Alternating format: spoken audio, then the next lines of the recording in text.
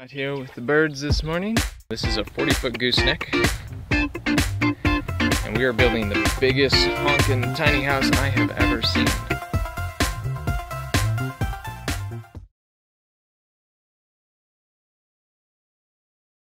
Show a couple of things that I do to make a bunch of repetitive cuts of the same size.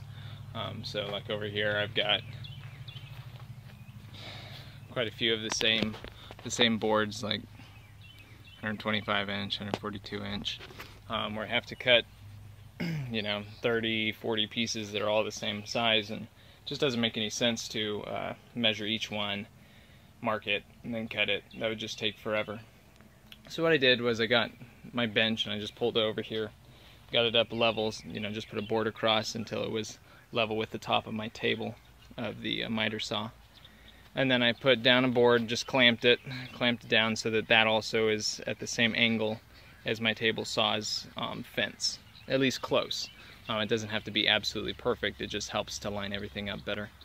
And then I got this little 2x4 here and I just screwed it in, just toe-nailed it in to that board, and then clamped it down. I just bent it until it was a right angle aligned with that board.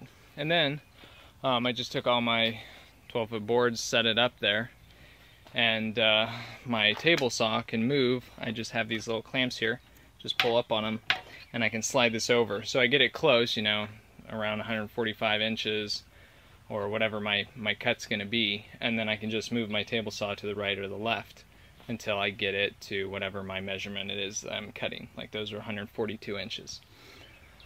And so then I can just put my boards up here, and I can put 2 at a time and be absolutely certain that they're going to be accurate. I just butt them up together, butt them into the end there, and cut.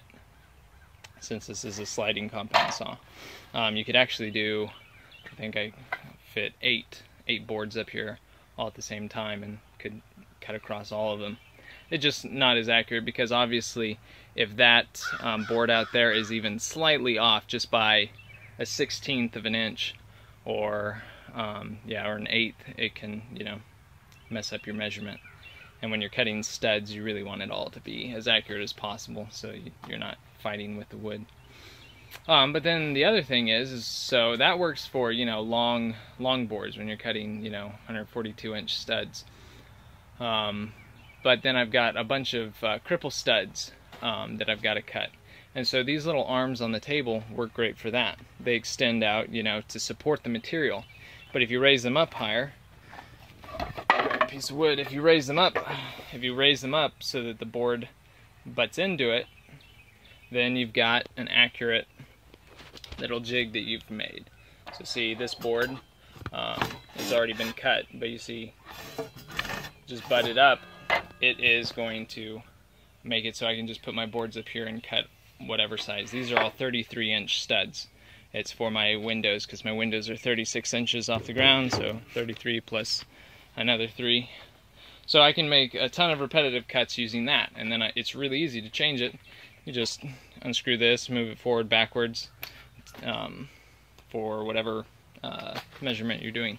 I mark a board first, and then I put it up here, and then I push it in or out to the mark on my board and cut it so I know it's accurate. And then I just check every 4 or 5 cuts. I check a board to make sure that it's still on level, because, or after I hit this, like if I ram a board up against this and I hit it, even though these things are pretty tight on there, you can still twist these things out of alignment. So if you hit it, or every 4 or 5 boards you cut, just check it and just make sure, check your board, make sure that it's still at the measurement that you had earlier. But yeah, so those are just some ways that you can make some repetitive cuts. It's not too difficult to set up a little jig to do that. And it's especially worth it if you're cutting 60 boards that are all going to be the same. But it can even be helpful, especially with small boards, just to do that. It does not take very long, and it cuts your time measuring and cutting by probably about 70%. So yeah, just some things that I do, and if anyone else has any tips that they've got, please post it in the comments. We're up here framing the walls. Didn't take a video of the actual frame itself. So yeah, So you can see we've got these little metal straps, structural straps, they're at each corner. They really don't do any good because the OSB provides this structural stability, so I didn't do it on the other wall. What I really wanted was I wanted some actual metal strapping. It's about 1 1/4 inch thick, and it goes from corner to corner, and it kind of wraps around on the top plate, the double top plate. And that's what I was really hoping for, but they didn't have it in any of the big box stores that we were looking. So anyways, we're sheathing here on the deck, putting glue down, just using some green guard stuff. This is one that's sheathed all the way up, and you can see we've got overhang here for the OSB. Since this is going to be, the slope of the roof coming up, we're leaving the excess on there because it doesn't really matter. When we lift this thing up, it'll be nice to already have that sheathing up there. And then when I go to put my studs, the little cripple studs that are going to go up for when I put my joists over the roof for the overhang, that'll also keep them straight up and down. And then I can just cut it off to the angle of whatever the roof is once it's up there. So yeah, that just seemed like the easiest. So yeah, we're gluing down. Let's see, this is the glue we're using. It's just a subfloor and wall adhesive. Subfloor and deck construction adhesive, but yeah, it can be used on walls as well, but it's green guard certified, so that means it has lower VOCs than other nails. We're gonna lift these walls once we put the other 2 sheathing panels on that one. We're gonna lift them up into place to get them out of the way, and then we'll have this whole deck surface to be able to do our end walls. Once we do, or our side walls, once we do that, then we can tie them together, put down the top plate, and begin making the walls straight. Also, we've got excess on this deck so that we have all this space to build on, but before we lift up the walls, we're gonna cut it all off.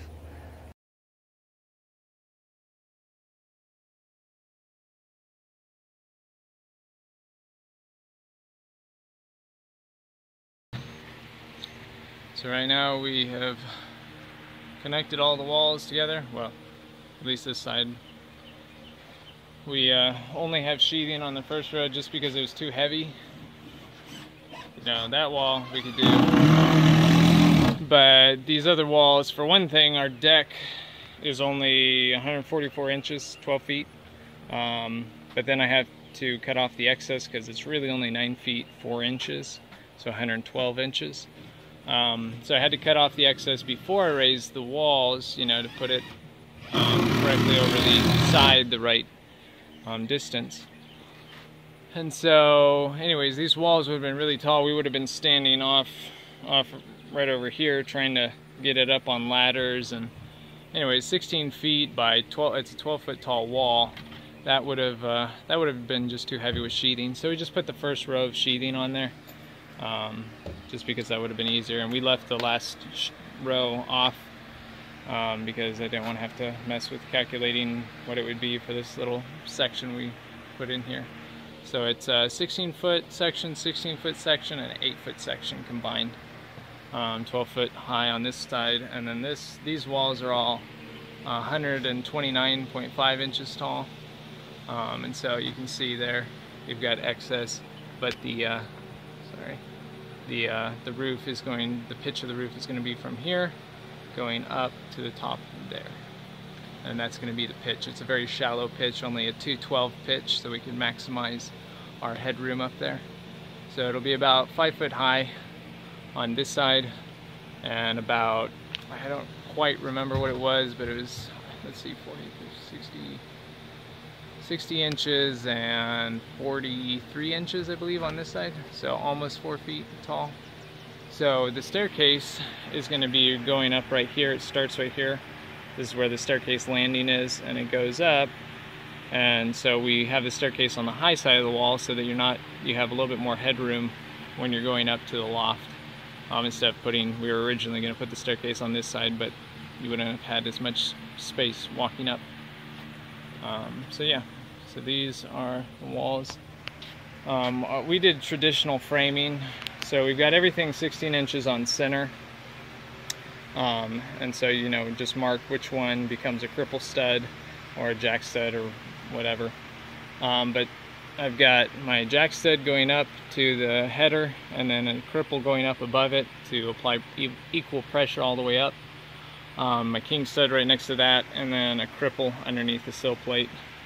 And yeah, and then up here I didn't put, you know, obviously cripples in this area because there's already, as long as there's one on each of the outsides, then these are just 16 inches on center, following the 16 inches on center for each stud going through. So basically it was mapping out the 16 inches on center, and then figuring out where all my windows were going to be. Like, this is where the laundry room is, this is the bedroom window, this is the loft window. I purposely did not stack the loft window on top of another window so that I wouldn't have a header and then cripple going up to another, you know, open window with another header. That just, there's too many cuts in that, and I would just be worried that over time there'd be even, you know, a 1/4 inch of a sag because the joints aren't perfect, or because of sagging, just because that's what wood does. Shrinkage could cause these windows to not open properly. So I wanted to make sure all the windows had their own jack stud and king stud. So that's why that window's right there instead of on top of this one. You save on wood if you do it the other way. If I were to have stacked them on top of each other, I would have saved wood, and also would have had less thermal bridging, but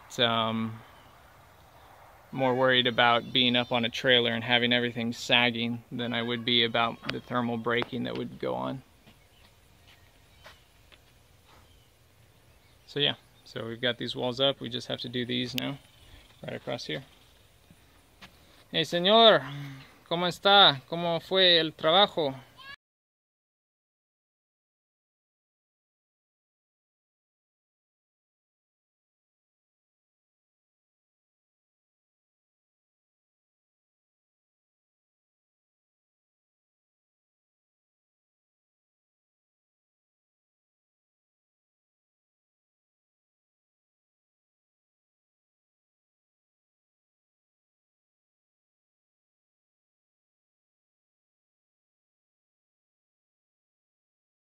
So we are inside the tiny house, big tiny house. So I'm standing at the far end of the living room. No, we're not being abducted by aliens, that's just a tarp. It might have a little bit of a hard time adjusting, but this is the living room. It's got 3 48-inch windows in it. We're talking about possibly putting a couple of little picture windows right up in here, or yeah, little non-opening windows right above that main one. So this is the living room. We'll have a couch on this side, an L-shaped couch with possibly a bench right here.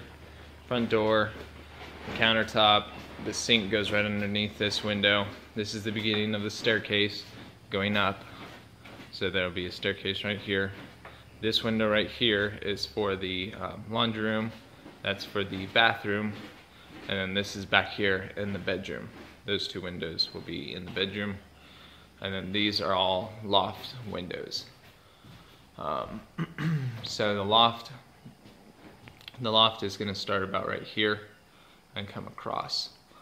We're doing what's called balloon framing. So instead of building your first story and putting a top plate, you know, a double top plate, and then building your second story foundation on top of that, laying your subfloor, and then building the second story studs with the roof on top of that, we just did the entire wall here.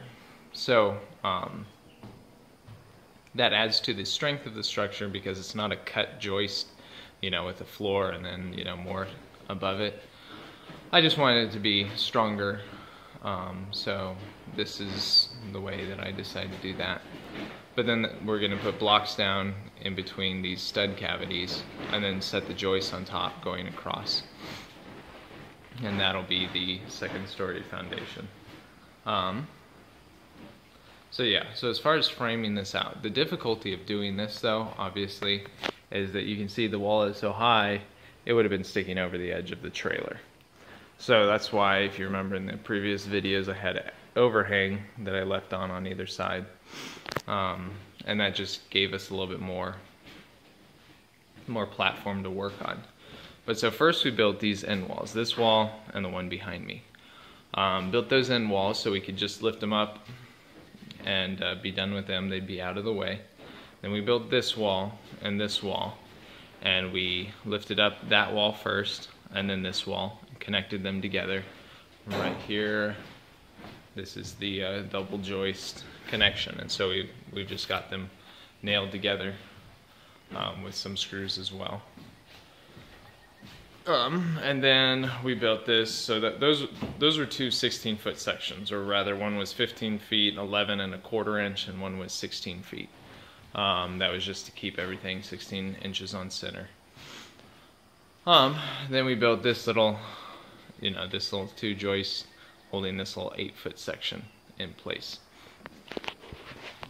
After we had done all those walls, sections of the wall, 1, 2, 3, and gotten those up, we connected them obviously to our end walls. So now that was all sturdy and standing, and we started on this side. On this side, we laid out all of our joists, or our studs, all out at the same time, and framed it all together while it was laying there on the deck. We framed it so that it was actually backwards. So the way I had it in my drawing was how you see it here. If you were on the outside of the house looking at the house, that's how my drawing was laid out. But what we had to do was we had to lay it down. Basically, if you take this wall, the way it's standing right now, and lay it down like that, that's how we had to frame it, so that we could pull it out and lift it up. Or rather, we lifted it up and then drug it out. So we had to do things a little backwards, so it was a little confusing, because you're kind of doing it in reverse, because we're standing on it, looking down at it, putting it together, when the instructions show you looking, or my design shows you looking from the outside. But anyways, got all that together and lifted that up into place. And then obviously we didn't put any sheathing on it when we were framing it, so we just got it up into place. So this one also has 3 sections. Trying to remember, this one was not done the same way as the first one, but right here is the joint. So I think the first panel was probably 16 feet, but I think the next one was only like 12, something like that. The reason being because if it was at 16 feet like this one, you see right here is where the double stud is. If you just go directly across the floor, that would have been, the break would have been right here in the middle of this door. So couldn't do that. So I just brought it over a couple of feet. So this must have been a 14-foot break right here.